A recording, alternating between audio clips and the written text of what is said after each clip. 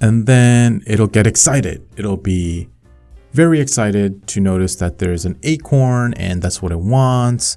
So I need to convey that it wants this. So how can I do that? I'm going to have it maybe jump around in place like a very excited little kid.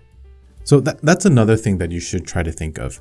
In terms of character development, the more specific that you can design a character and give it soul is by being very specific. So is this character, is this ball, is it a dog?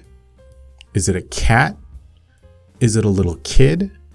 If so, how old? 4, 12? Depending on that information, this character is going to move very differently. That's why it's important to be very specific with your choices. And oftentimes, what leads to low quality animation is the animator not really deciding anything, not really giving any information about the character. So if you don't have information, then what are you expressing really except an empty vessel?